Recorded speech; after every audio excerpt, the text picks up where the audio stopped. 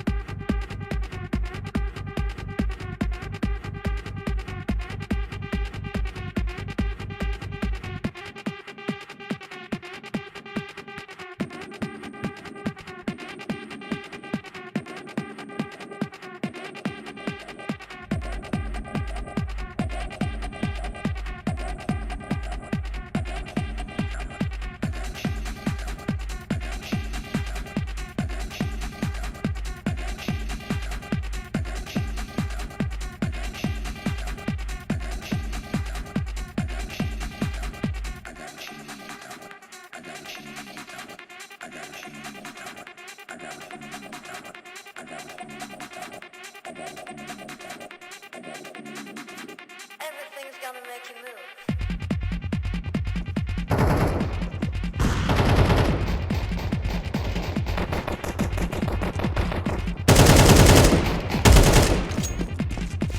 Everything's gonna make you move.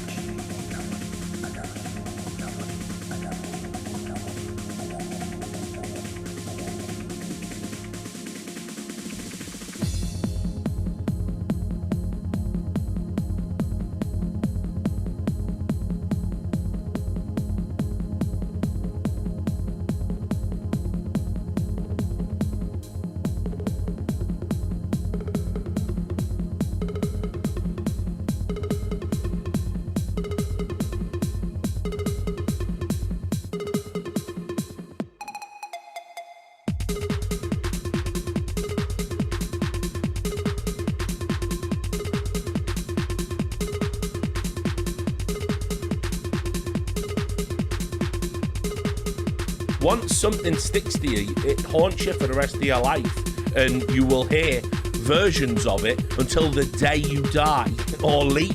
For those of you who don't know, Hunden is a bit of a legend in the Danish scene, a veteran player that, while never posted big numbers on the server himself when he was a player, was considered a very good in-game leader, a very good tactician, but his gift, his true gift, was his eye for talent and being able to put together teams quickly that would work.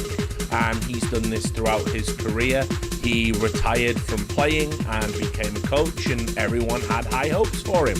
Now, when he was successful with Heroic, the coaching scandal dropped, and that is that there was some coaches out there using a bug that was in the game. Not necessarily deliberately in the sense that it was a bug you could invoke, but it was a bug that would happen that would make the coach kind of have this almost bird's eye perspective over a particular part of the map, and therefore you had more information than you should have had as a coach.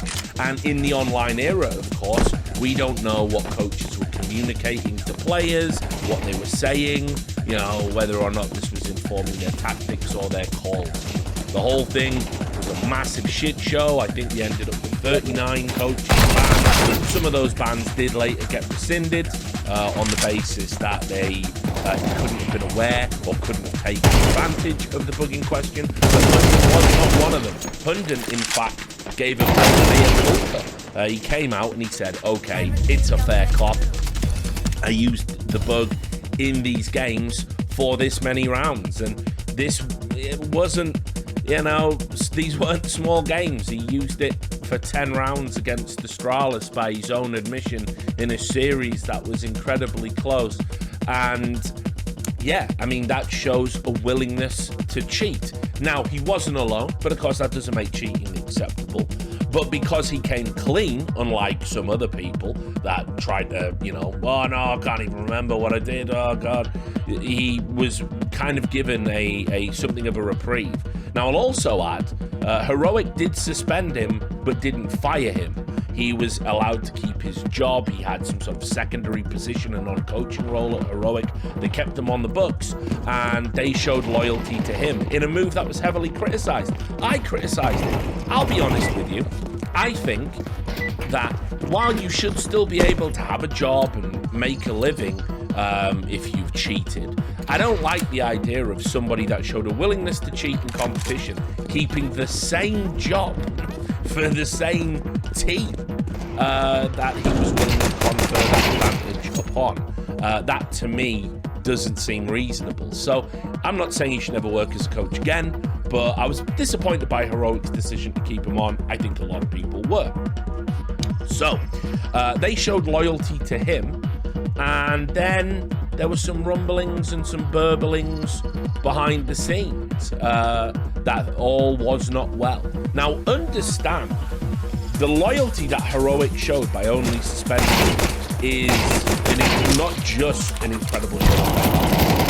There is a lot more to it. Heroic is a team who just come into their peak in the August. They went to competitions, they finished second at a DreamHack, they won an ESL Europe, and so they've punched well above their weight. This was the rise of Heroic at the end of 2020, where they were suddenly in contention to be one of the top teams in the world.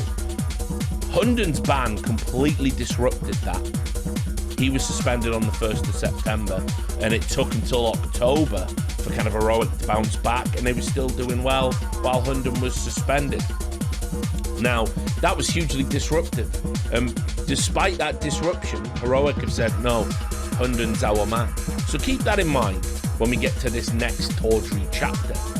Now, there have been rumblings that, that maybe Hundon wasn't satisfied in his job for a while. If you're connected and you hear things behind the scenes, as I do, that was certainly something that was being said.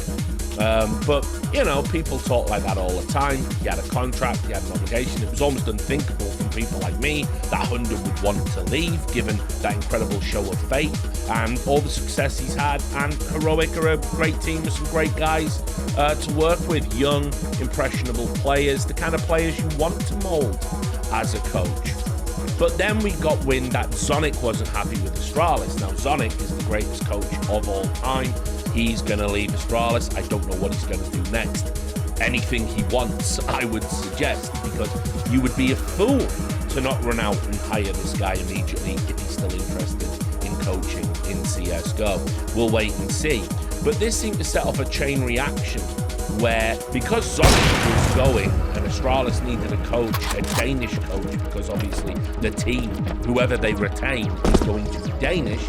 And when you're talking about complex ideas, it's probably ideal, it's probably optimal to do it in your native language. There wasn't really a lot of options out there. Some people had sort of theorized, maybe MSL would go and maybe he might coach or IGL or something in Slave Leagues. But in the end, the name that was coming up time and time again was Hundon.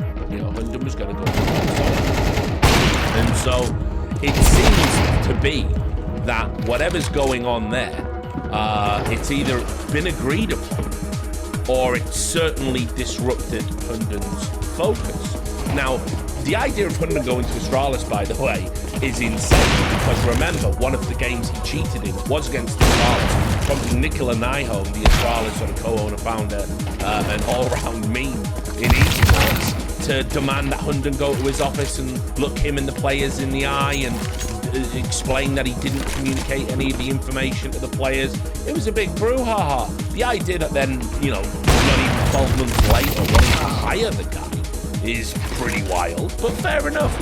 Whatever. You've got to, needs must as the devil drives, as they say. But what's ended up happening ahead of Cologne, where Heroic didn't have a particularly good showing, seems to be that Hundon's got disrupted, agitated, and there were some really nasty rumours starting to circulate. And these rumours were that the team couldn't trust him anymore because of things he'd done around their scrapbook. Now, we know for a fact that the org was in disarray because they didn't take that to Cologne. They took their sports psychologist to stand behind them, which is the arrangement they had at ESL Pro League, which they won. They made a big deal about how that was actually a net positive. I think a lot of us saw through that. And then the rumors came out. They didn't come out publicly, but again, the rumors were going around our circles, basically saying that London had been leaking scraps to Heroic's opponents. Which, you know, you need to think about how insane an allegation that is, right? Like, your coach, who comes up with the strats and the anti-strats, is leaking these to opponents, potentially ones that are going to play you in a big competition. So, Hunden decided to try and get ahead of this. He said that recent rumours of playing I have shared Heroic scrapbook. This I categorically deny. I have the biggest respect for Heroic, and I would never want to harm the team or in any way affect them negatively. The material I have shared is anti-strap material for opponents. This material was shared with colleagues from other teams in the context of sparring. Knowledge sharing is essential. I respect staying in the loop and developing. At no point in time has Heroic's own tactics been shared or discussed. Now, that's a little bit of kidology because obviously, if you're coming up with anti-strats for opponents and then giving those anti-strats out to other people that might be playing those teams, and those teams get wind of it, you're diminishing your chances of winning. I'll lay it bare for you in case you don't follow that, right? I've come up with a brilliant way to beat Team X. And I leak how you beat Team X to Team Y. Team Y plays Team X. Team Y beats Team X. Team X changed their tactics because of the anti-strats I gave to Team Y. I now have to go and play improved teams. So there's no way you can argue whether or not we believe Hunden, which, by the way, you're a convicted cheater. The idea that your word carries any weight now is absolutely absurd. But obviously, there's no way you can argue that it isn't hindering on some level your own team and you're actually operating against the interests of your employer and your players and yourself, which is the maddest thing of all. It's ridiculous and it's super unprofessional. Now, that was just the speculation. Heroic came out after that and basically they put out the long statement. I won't bore you all by reading, but basically they that just said, yeah, we didn't take because of these issues that we'd had, and then he blocked team members' access to the team strategy folder, and he'd shared that confidential and sensitive information from that folder with a key individual at a major competitor prior to the tournament. And this was done without anyone at Heroic and that's a breach, a clear breach, they say, of Hunden's contract, and they're going to start legal proceedings. Which, listen, I don't know about the veracity of legal proceedings. Not a lawyer, certainly not a dangerous lawyer, but I'll say, I don't think there's any particular legs in this. It's a matter of time. I don't know what you're going to achieve with it.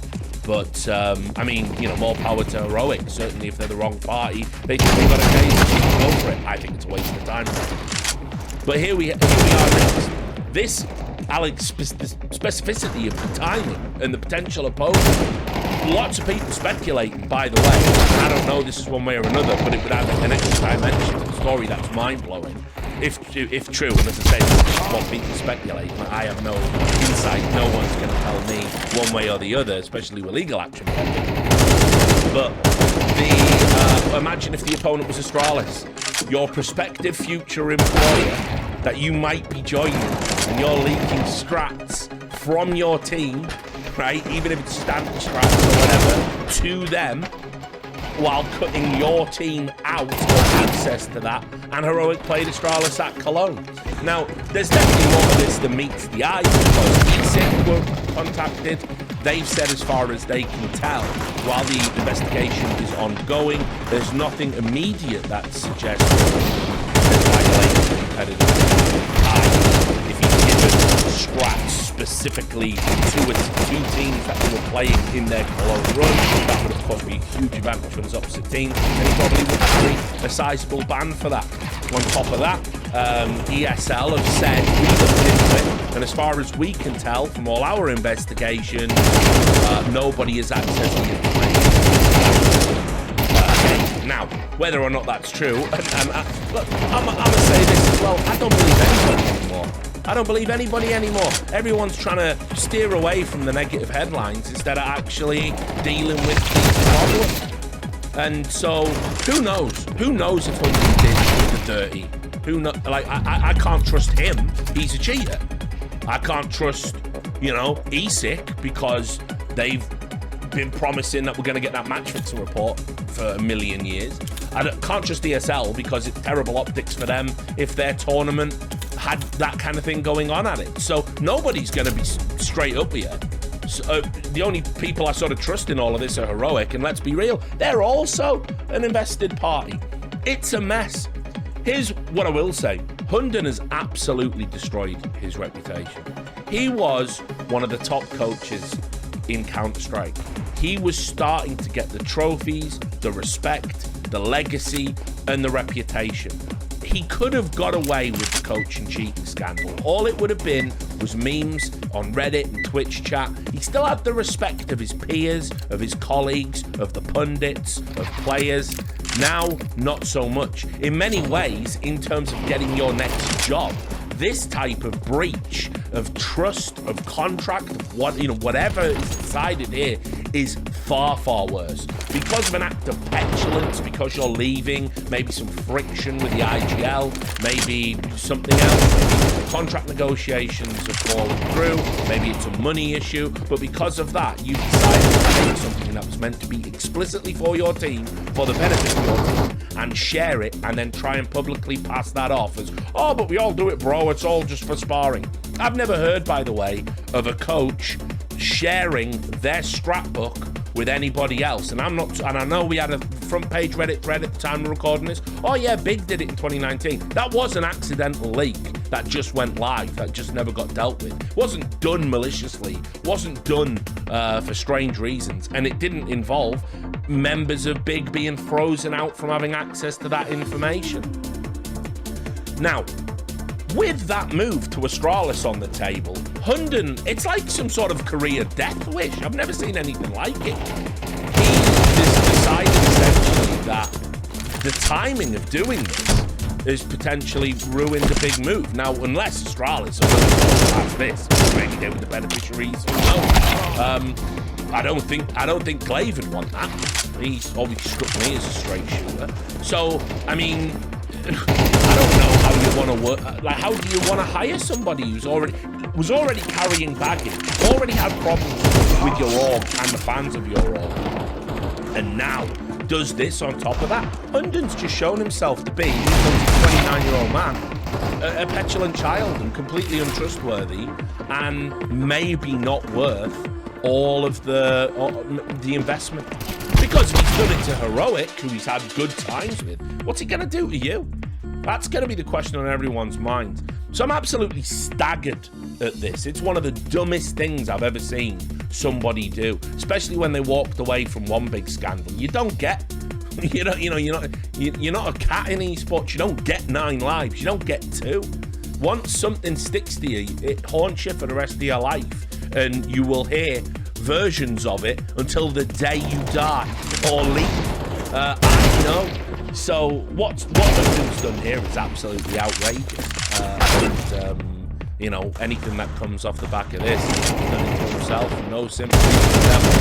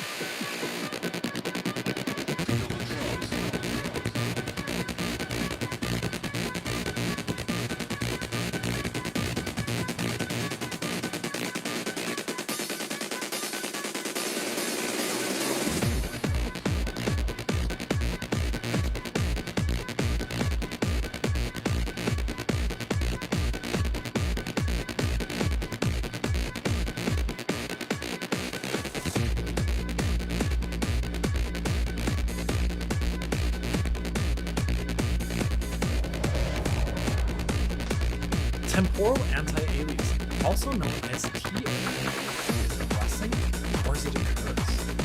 TAA is the de facto anti-aliasing video game these days, and whether you think it's just a blurry mess that is ruining game graphics, or you think we have finally reached the holy grail of cheap and effective anti-aliasing, guess what? TAA is here to stay for the foreseeable future regardless of what you think. So what is TAA? Why do so many games use it? What are the downsides? What are the upsides? That is what this video is going to be about today. Going in depth for sure, but not too far down so as to get lost in the details. To understand TAA, I think the best place to start looking is why it exists in the first place. At one point there wasn't TAA, so what came before it and why did it come to existence? For about a full decade from the late 90s to around 2010, the best anti-aliasing you could get in a game was Super Sample Anti-Aliasing, also called SSAA. I can demonstrate what super sampling is with Crysis 3 here from 2013, as you're seeing running without anti-aliasing right now at 1080p. It's quite jaggy, and there's a lot of instability in the image here, especially in any of the finer details, like the grass or on the edges of the weapons and hands. So how do you go about applying super sample anti-aliasing to clean up this jaggy mess here? We do that by running the game at a much higher resolution and then compressing it down from that ultra high resolution back into the smaller resolution. So for example, 8K resolution down to 1080p is known as 8 times super sample anti-aliasing, or 8x SSAA for short, and 4K down to 1080p is known as 4 times SSAA. In practice, it looks like this. SSAA being applied. The grass when swinging is sharp without any breakup, and when we look at the leaves, there's much finer detail, and the weapon model no longer has that obvious stair-stepped look to the edges, and there's just generally less flickering and shimmering in motion. I think the vast majority of people would say the image on the right is much superior to the one on the left. So super sample anti-aliasing creates some great results, but why is it so uncommon these days, and why am I talking about it more or less in the past tense? The reason is due to performance. As I said earlier, you are running the game at effectively a much higher resolution and compressing it down. On a modern GPU like the RTX 3070, when we run Crysis 3, you can see on the left here at the highest settings in game without anti-aliasing at 1080p that the game is running nearly 200 frames per second without it being CPU limited. On the right we have 4 times SSAA, which is essentially 4K, and the game's frame rate is heavily reduced, 70 FPS. At 8x SSAA, the frame rate is but a fraction, 19 FPS. Crysis 3 is more than 10 years old, and we're only at 1080p here. So imagine how slow super sample anti-aliasing would be in a modern game at even higher resolutions like 1440p or 4K. Since SSAA is expensive and has essentially always been expensive, a compromise solution was developed called multi-sample anti-aliasing, also known as MSAA. The real way MSAA works is complex on a technical level, but I just want you to imagine it simplified as super sampling on the geometry of a game. The idea is that, hey, games are made up of a lot of triangles, and instead of multiplying the resolution of the entire image, why don't we just multiply the resolution of the geometry and its edges to get a similar effect? Multi-sample anti-aliasing was transformative and surprisingly cheap back in the day. Check out this example from the Elder Scrolls Oblivion, running at 8x MSAA at 1600 by 1200 on an 8800 GTX. This is the first commercial GPU that explicitly supported that very high level of MSAA at a very high resolution at that time. Here we can see a similar smoothing effect like which we saw with super sample anti-aliasing in Crysis 3. Obvious jaggies are cleaned up and there's flickering that is going away, and the performance hit is lower than what we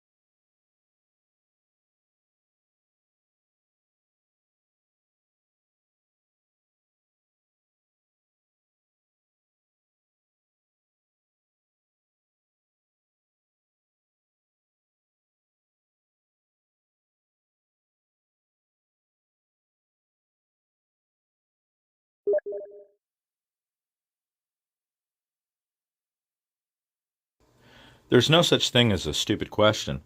I was asked today, how do you use these to pull off a keycap? You slide it to the side and then you just twist a little bit and pull up. That's how you remove a keycap from a mechanical keyboard.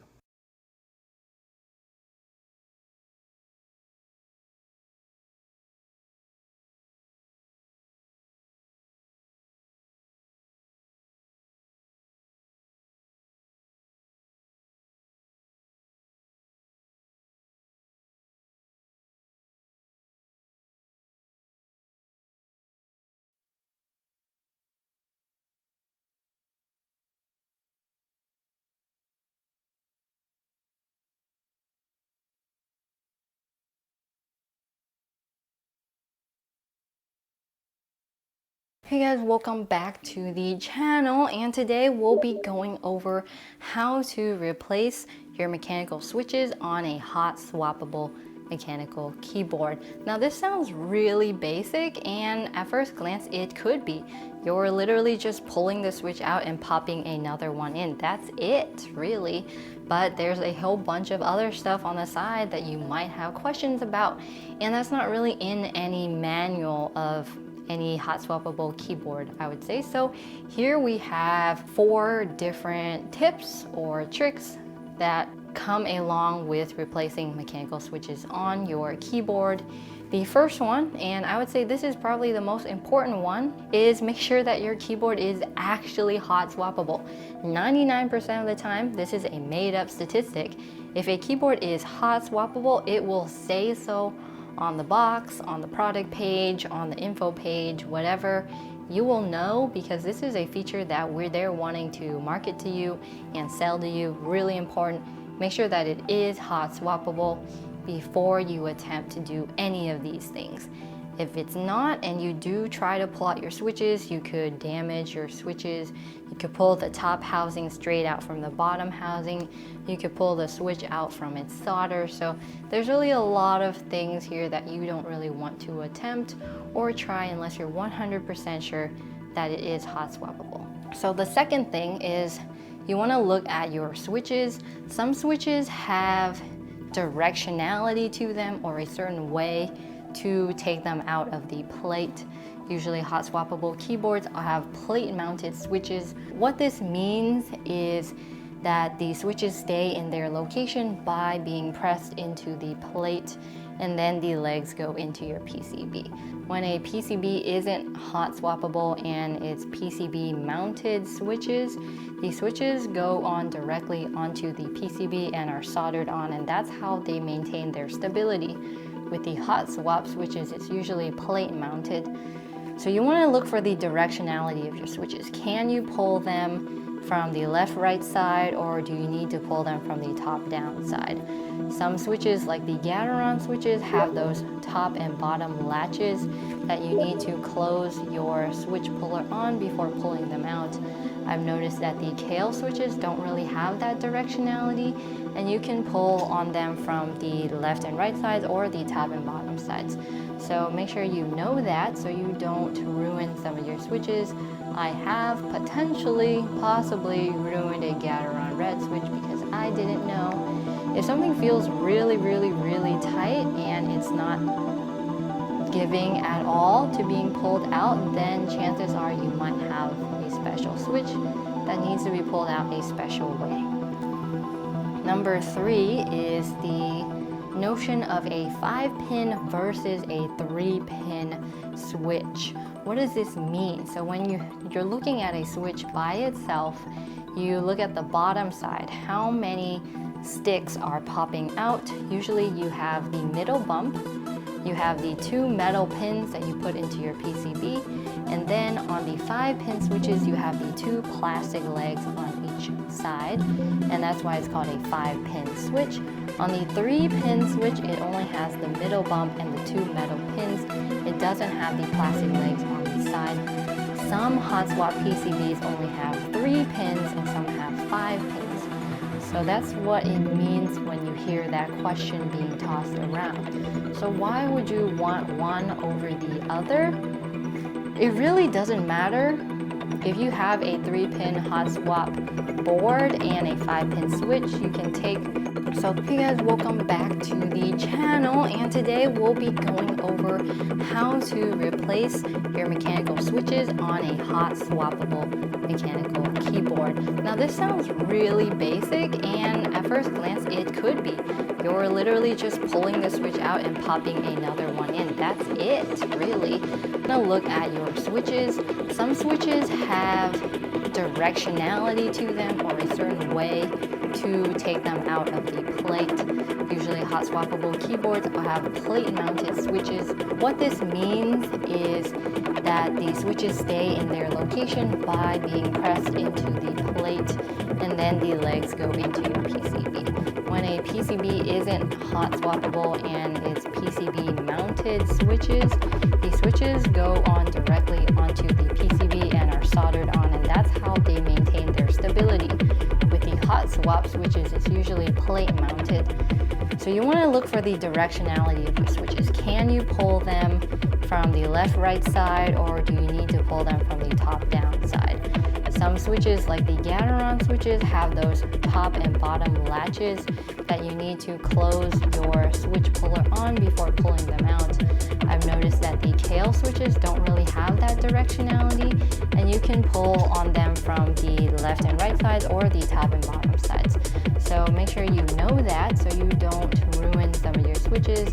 I have possibly ruined a Gateron red switch because I didn't know. If something feels really tight and it's not giving at all to being pulled out, then chances are you might have a special switch that needs to be pulled out a special way. Number 3 is the notion of a 5-pin versus a 3-pin switch. What does this mean? So when you're looking at a switch by itself, you look at the bottom side. How many sticks are popping out? Usually you have the middle bump, you have the 2 metal pins that you put into your PCB, and then on the 5-pin switches you have the 2 plastic legs on each side, and that's what. Hey you, and welcome back to Jojo. Today I'm going to show you guys how to remove your mechanical switches from your hot swap mechanical keyboard. So if you have a GK68XS that you recently purchased, or just a hot swap mechanical keyboard, this is how you do it. Let's get into it. First thing you need is a switch puller, okay? And a switch puller essentially allows you to pull these switches out from the mechanical keyboard, but obviously you're gonna ask, Joe, I don't have one of these. So what am I gonna do? You get a small, very thin, flathead screwdriver, and that will allow you to pry the switches, and I'll show you how to do that in just a few moments. You also need some new mechanical switches that you want to replace it with. So these are Zelios, and as you can tell, there's a difference between switches. There's 5-pin switches, which essentially have 5 pins. You have 3 plastic pins and the 2 metal pins up here. Or essentially you have a 3-pin switch, which has a middle plastic pin and the 2 metal pins on top. So if you are going to convert a 5-pin to a 3-pin, you definitely need some flat cutters so you can cut the plastic off the sides of the switches. Okay, so now you know what you need to remove the switches. I'm going to show you how to remove it with a switch puller. So what you're going to do is you're going to get your switch puller, okay, and then you're going to place the switch puller on top of the switch as shown. So you can see there's little tabs that I'm pushing on right on the top and on the bottom over here. And these 2 tabs allow you to remove the switch. So you can see the point is to push in these tabs, which have these clips on there, and that clips into the PCB here. So let me repeat again. You go from the top and bottom of the switch, you push it down, you can see those tabs pushing, and then you pull the switch. Sometimes you need to pull it a bit harder than usual, but it will come out. Just take your time. So that's essentially how you remove switches with the switch puller, and it's quite simple. But say you don't have a switch puller, this is how you do it with a flathead screwdriver. So you'll go from the bottom, pushing the flat side, and always start from the bottom because that is where the switches pins sit on this PCB. You'll pull it up, and as you can see, it starts to come out. And then just go from the other side, push that tab on the top, and as you can see, the switch pops out. Okay, so now that you remove the switch or the switches off your mechanical keyboard, now I can show you how to install a mechanical switch. Okay, so you remember how I was talking about 5-pin switches and 3-pin switches? Well, depending on your mechanical keyboard, okay, some PCBs won't support 5-pin switches. If it does have the 3 holes, 1, 2, 3, then you'll be able to insert these 5-pin switches with the plastic legs. So say you didn't have the 3 holes there, you just had this middle one and these 2 pins here, then what you have to do is cut the legs off these mechanical switches, okay, and that's pretty simple. Let me show you. So you see how these 3-pin switches have no plastic legs, so all you're gonna do is you're gonna get your flat cutters, okay, and you're going to cut the legs of these Zelio switches. So as you can see, that's 1 and that's 2. And there you go, that's a 3-pin switch right there. Okay, so to insert your switches into your mechanical keyboard, you want to align these pins to the black connectors on the bottom. So let's align it this way, and then we place it. We don't force it in, you push the bottom first to ensure that the pins get into the connector, and then you push the top in, and then there you go, that's a properly seated switch. So once you put your switches in there, the only way to test it is to connect it to the computer and see if it's working using Keyboard Tester, and I'm going to show you that right now. Let's type in keyboardtester.com, beautiful web page, click launch the tester, and then what you're going to do is get your mechanical keyboard connected to the computer. So all we have to do now is hold the shift key, and as you can hear, that is properly registering. Okay, so some switches or a switch might not be working, the one you replaced. So why is that happening? It's because the pins of these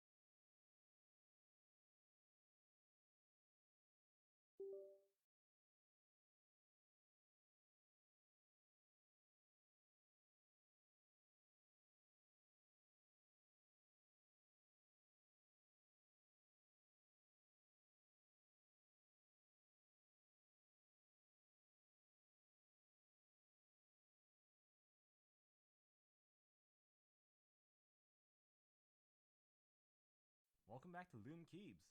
Today we're very excited to do a test of the latest and greatest switch from Gateron, the Gateron North Pole. Gateron's really been knocking it out of the park lately with releases such as the Gateron CJ and the Gateron Oil King, which have been very well reviewed and have been immensely popular in our store. So we really want to see whether they have been able to continue this trend with their latest switch, the North Pole. And here it is. So these are the Gateron North Pole switches. We currently have 2 of the 4 versions. They have 4 different versions of the North Pole. This right here is the North Pole Yellow.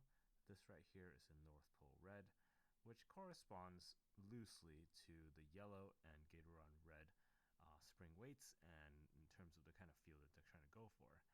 You would also notice that the Gateron Yellow, which is on my left hand, is a standard MX style stem, whereas the Gateron Red is actually a box style, and that leads it to feel quite different and has some different characteristics compared to the North Pole Yellow. There's as far they're more for like the gamer style, it's kind of like the silver style switch, as well as the tactile. But currently, because we're testing linears, these are the ones that we have on hand. So first thing to note, they are fully transparent, so for all you RGB lovers out there, this might be the switch for you. As you may know, all the other switches like the tangerines with the orange housing does tend to affect the color of the RGB lights coming through, whereas this will let you stay true to your RGB lighting. This is also a competitor for the Aqua Kings. It's got a very similar material in terms of having polycarbonate housings and stems, and the stem itself is actually the material used on the Ink V2. So that's a kind of combination of their own materials. So it'll be very interesting to see whether this can match the level of smoothness with their latest switches, as well as deliver a nice sound signature. Back to the board. So as you can see here, we've installed a bunch of switches on this board, which we're gonna put some switch caps over, and we're gonna do some testing. As for the board itself, this is a stock Owl Labs Mr. Suit board with all the foams, including a PE foam layer. So keep that in mind. As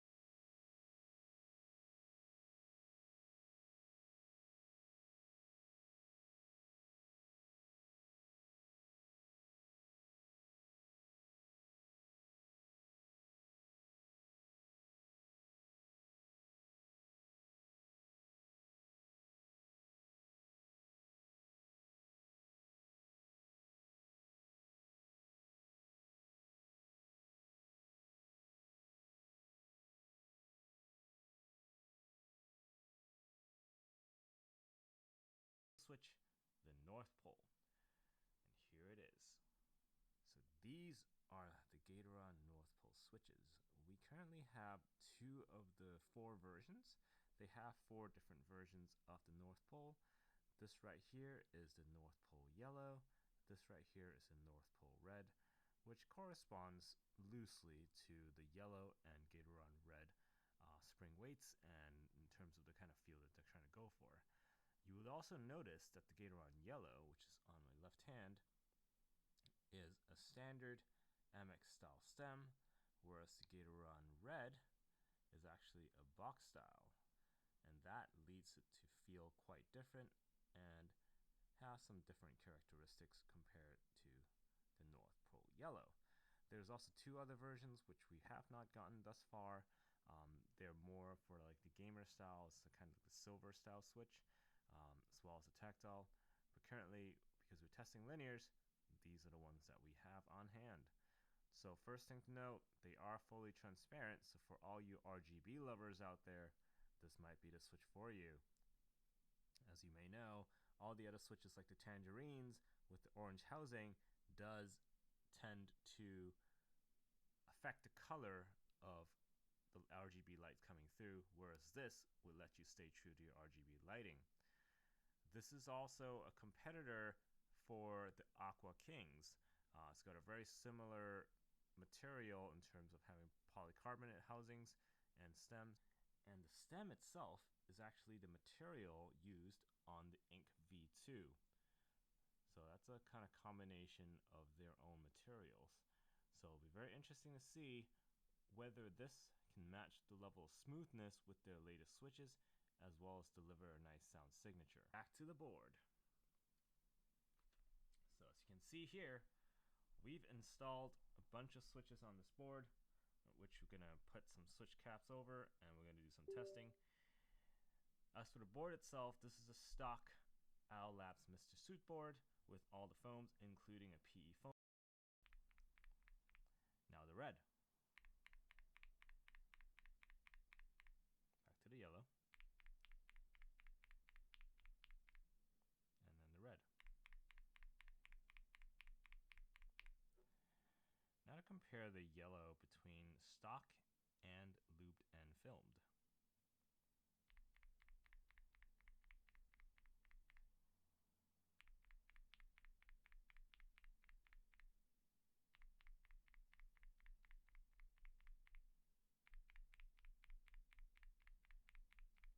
Honestly, to my ears, extremely similar. I can barely make out the difference. I think there is a slight difference in terms of the timbre of the switch, but it's very minor. They sound very similar to my ears. Let me know what you think in the comments. One more time. Stock, lubed, and filmed.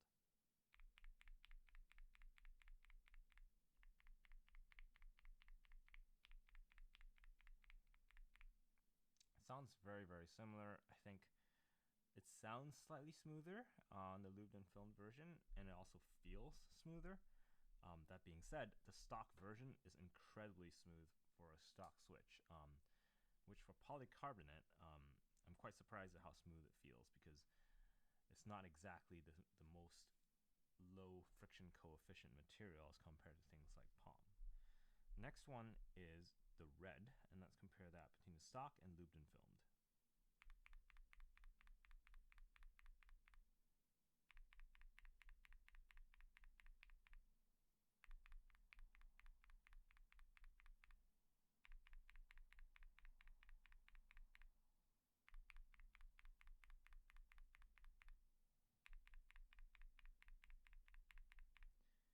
Quite more of a difference for the red. I think the sound changes quite a bit for the lubed and filmed, especially near the bottom out. If you can hear it one more time, listen for the bottom out.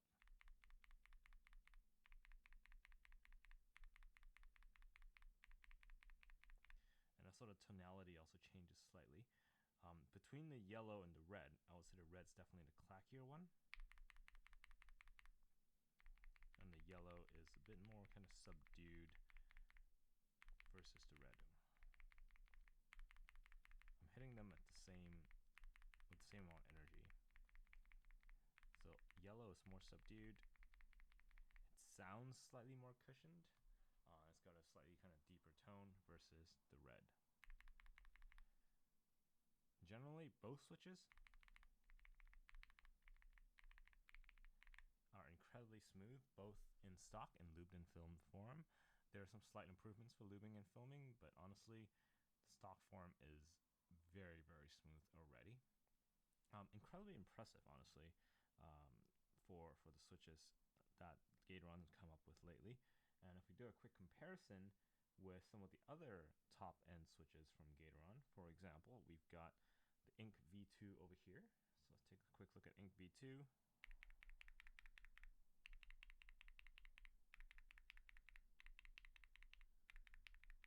I think the North Pole Red sounds more like an Ink V2 in terms of the pitch, right? So if we do a quick comparison here, North Pole Red's right here.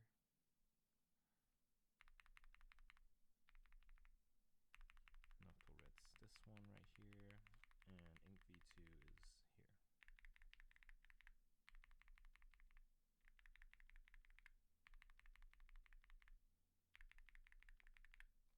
It's definitely a different pitch, but the yellow sounds even more different.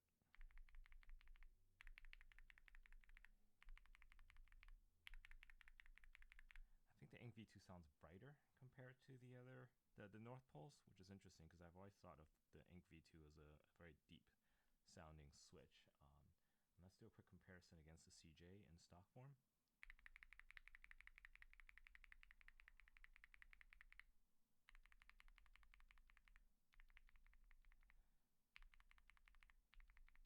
It's interesting, the subdued sound of the yellow North Pole is really not kind of replicated in any of the other switches. So the red sounds closer. So look at it, listen to our red again.